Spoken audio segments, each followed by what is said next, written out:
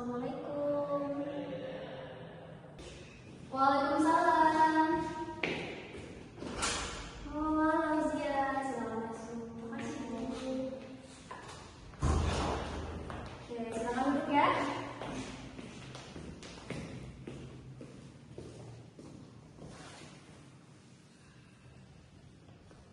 Oke, baik Zia. Gimana kabar kamu hari ini? Alhamdulillah Ibu baik, tapi di sini saya sedikit khawatir dan saya ingin bercerita dengan Ibu. Tapi sebelum kita mulai sesi konseling ini, mari kita mencoba dulu ya agar kita dapat Allah Subhanahu wa Ta'ala.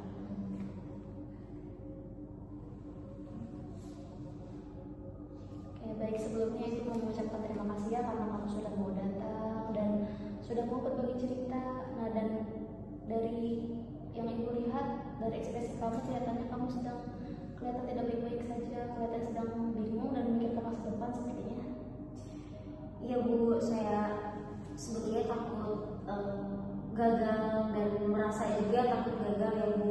Rasanya semua teman itu sudah punya rencana, tapi saya sendiri belum yakin dengan diri saya sendiri, apalagi dari saya juga belum punya rencana apapun untuk kedepannya kayak gitu. Baik.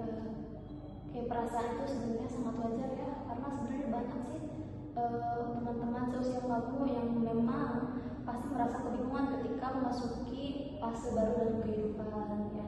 Namun di sini Ibu mau mengajak kamu untuk melihat persoalan ini dari sudut pandang yang berbeda gitu ya. Nah, dalam kehidupan itu manusia memang diberi kemampuan untuk berusaha ya, tapi tentu saja hasil akhirnya ditentukan oleh siapa? Ditentukan oleh kehendak Allah Subhanahu wa Ta'ala ya. Jadi kalau kita hanya berfokus pada ketakutan kita itu akan seringkali lupa bahwa ada Allah gitu ya yang mengatur segala masa depan kita dengan penuh kasih sayang. Nah, kalau menurut kamu bagaimana pendapat kamu hubungan antara ikhtiar manusia dan pertolongan Allah? Saya tahu Bu harus berusaha, tapi kadang saya rasa takut tuh lebih besar dibanding rasa keyakinan saya Bu, seperti itu. Oke, itu berarti yang perlu kita kuatkan itu bukan hanya usahanya saja ya, tetapi juga kita harus lebih menguatkan keyakinan kita bahwa Allah itu tidak pernah meninggalkan hambanya. Dan ada satu ayat yang selalu menguatkan saya ya ketika saya sedang mengalami kesulitan, dan ayat itu berbunyi fa inna ma'al usri yusra, yang artinya sesungguhnya bersama kesulitan itu ada kemudahan. Nah, kalau menurut aku sendiri nih, apa makna ayat ini jika kita kaitkan dengan kondisi yang sedang kamu alami saat ini? Mungkin ya Bu, Allah ingin mengatakan bahwa masalah saya itu tidak akan ada selama-lamanya, maksudnya tidak akan berlangsung lama gitu. Betul sekali ya. Allah itu tidak akan mengatakan ya bahwa hidup itu tidak ada masalah gitu ya. Tetapi pasti Allah menjanjikan bahwa setiap masalah, setiap kesulitan yang kita hadapi itu pasti ada jalan keluarnya, ada solusinya. Tentu saja tugas kita adalah terus berusaha sambil tetap percaya kepada Allah Subhanahu wa Ta'ala dan menyerahkan segala urusan kita kepadanya. Oke, boleh saya berbagi sedikit pengalaman pribadi saya? Oke. Dulu juga sebenarnya saya pernah mengalami atau pernah berada pada masa ketika saya merasa bingung untuk menentukan arah hidup saya. Saya sudah berusaha tetapi hasilnya tidak sesuai dengan harapan yang saya inginkan. Nah, saat itu saya merasa sangat kecewa sekali ya tentunya. Namun perlahan saya belajar memperbaiki hubungan saya dengan Allah. Saya memperbanyak doa-doa saya mulai mencoba menjaga sholat saya mencoba lebih ikhlas untuk menerima ketentuan-ketentuan yang sudah Allah berikan kepada saya. Nah, masalah memang sebenarnya tidak langsung selesai ya, tetapi saya merasa hati saya menjadi jauh lebih tenang ketika saya lebih mendekat kepada Allah. Nah, dari situlah saya belajar bahwa ketenangan seringkali datang lebih dahulu sebelum solusi terlihat. Nah, jadi saya tidak akan mengatakan bahwa pengalaman kita sama mungkin ya, tetapi saya ingin kamu ingat bahwa selalu ada harapan ketika seseorang itu mendekat kepada Allah. Tadi kamu mengatakan bahwa kamu percaya Allah Maha Penolong ya? Iya. Oke, tetapi di sisi lain kamu juga mengatakan bahwa tidak ada lagi harapan untuk masa depan kamu. Iya, saya memang sering berpikir seperti itu. Nah, menurutmu apakah dua keyakinan itu sejalan?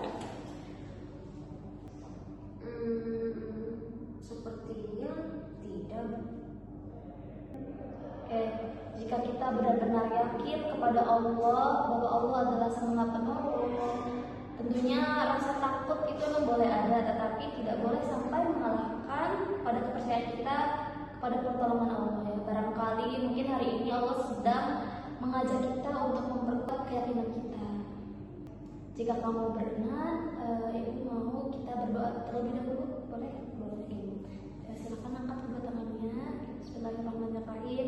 Ya Hayyu ya Qayyum, bi rahmatika astaghiitsu, aslih li sya'ni kullahu wa la takilni ila nafsi tarfata 'aini.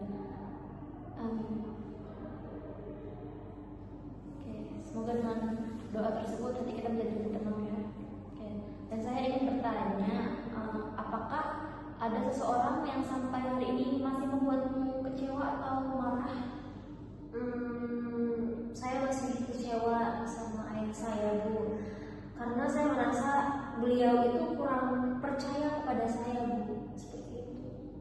Nah, bagaimana perasaan kamu setiap kali mengingat hal itu? Perasaan saya itu menjadi sering sedih dan kesal, Bu, kalau mengingat hal-hal itu. Kadang yang paling lelah itu bukan orang yang kita marahi ya, tetapi justru diri kita sendiri yang terus membawa beban itu. Nah, maka dalam Islam tentu saja memaafkan bukan berarti membenarkan kesalahan orang lain, melainkan membebaskan hati kita dari beban yang terus kita pikul. Nah, menurutmu apakah kamu bersedia mulai belajar memaafkan walaupun mungkin belum bisa langsung sepenuhnya ya? Saya ingin mencoba. Oke, baik. Kalau dari ibu mungkin ibu akan menyarankan perubahan itu kan biasanya akan lebih mudah ya ketika kita tinggal di lingkungan yang baik. Nah, bagaimana kalau kamu mengikuti kegiatan rohis atau kajian pekanan atau mungkin kegiatan mentoring? Nah, dari beberapa kegiatan tersebut, nah kira-kira mana nih yang bisa kamu ikuti? Mungkin saya tertarik, Bu, untuk ikut mentoring. Oke, alhamdulillah. Baik, kalau begitu mungkin nanti saya akan mencoba menghubungi pembinanya agar kamu bisa mengikuti kegiatan tersebut. Tetapi mungkin ya yang namanya perubahan tidak harus langsung sempurna ya. Yang penting kamu memiliki lingkungan yang bisa saling menguatkan dalam kebaikan. Baik, sekarang saya mau memberikan kesempatan untuk kamu.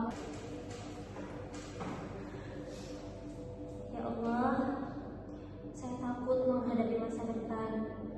Saya ingin menjadi anak yang membanggakan orang tua saya, tetapi saya sering merasa tidak mampu. Ya Allah, tolong kuatkan hati saya, berikan saya jalan terbaik, dan bimbing saya agar tidak mudah menyerah. Amin. Alhamdulillah. Oke, sebelum kita mengakhiri pertemuan ini, saya ingin memberikan beberapa tugas yang saya harap dapat kamu terapkan dalam kehidupan sehari-hari kamu ya. Yang pertama mungkin kamu harus lebih banyak membaca Quran surah Al-Insyirah yang tadi kita baca ya setiap selesai sholat selama 1 minggu. Yang kedua mungkin menuliskan 3 hal yang kamu syukuri setiap malam. Yang ketiga mungkin kamu bisa menuliskan doa pribadi kamu kepada Allah di buku harian kamu. Dan yang keempat, kamu bisa mengikuti salah satu kegiatan mentoring rohis yang di minggu ini. Yang kelima, bisa membaca satu kisah inspiratif tentang kesabaran para nabi, kemudian menuliskan pelajaran yang sudah kamu dapatkan dari hasil membaca tadi. Oke, baiklah, pada pertemuan berikutnya mungkin kita akan mendiskusikan hal-hal yang sudah kamu kerjakan, tugas-tugas yang sudah kamu selesaikan, dan kita akan melihat perubahan apa yang sudah kamu rasakan. Dan Ibu, insya Allah saya akan berusaha untuk menjalankannya. Alhamdulillah. Terima kasih atas keterbukaan kamu dalam menyampaikan hal-hal yang sudah kamu rasakan. Saya sangat menghargai keberanian kamu untuk datang dan bercerita. Ingatlah ya, selain terus berikhtiar, jangan lupa untuk selalu meminta pertolongan Allah ya, karena pertolongan Allah itu akan datang pada setiap hambanya yang mendekat kepadanya. Dan semoga Allah memberikan kemudahan dalam setiap proses kehidupan